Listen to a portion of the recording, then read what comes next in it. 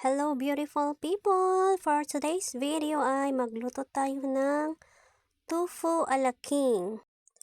Tofu or tokwa.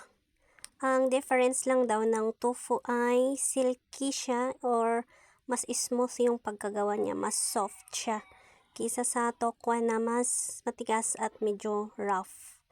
Ayan, igisa muna natin ang sibuyas at bawang.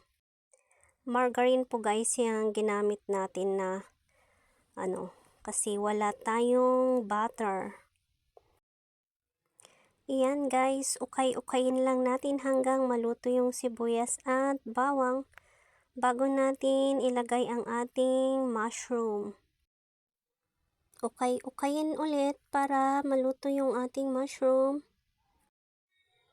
Hindi ko alam guys kung bakit tinawag na alaking ang ganyang sauce, no? Maglagay tayo ng chicken cube and then kaunting asin. Tapos dagdagan na lang natin mamaya pag kulang.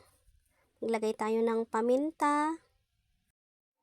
And then ukay-ukayin ulit. Ukay-ukayin para maging even yung pagkaluto ng ating mushroom. And then maglagay tayo ng isang pack ng all-purpose cream.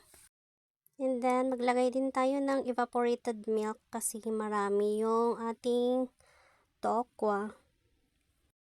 Ayan guys, habang nilalagay ko yung evaporated milk, naalala ko, nakalimutan ko palang maglagay ng harina guys. Ayan, kaya hinabol ko na lang. 2 kutsarang harina, tinunaw ko sa evaporated milk. Ayan, nagdagdag ulit tayo ng asin dahil medyo kulang sa lasa. Yung tofu pala natin guys or tokwa ay hindi na natin tinimplahan, no? Dito na lang tayo magtimpla sa ating sauce. Isimmer lang natin guys para maluto lahat ng ating inilagay. Para iwas sakit ng tiyan. Ayan, pag ganyan ang consistency ay pwede na nating ilagay ang ating tokwa. Mahal na kasi guys ngayon ang karne tsaka chicken. Kaya kung gusto kong makapag-ulam ng medyo masarap-sarap na hindi gumagastos ng malaki, pwede na itong tokwa guys, no? Ukay-ukayin ulit guys para ma-incorporate doon sa tokwa yung ating sauce. Para lahat ng tokwa ay magkalasa. Ayan guys, pwede na yan.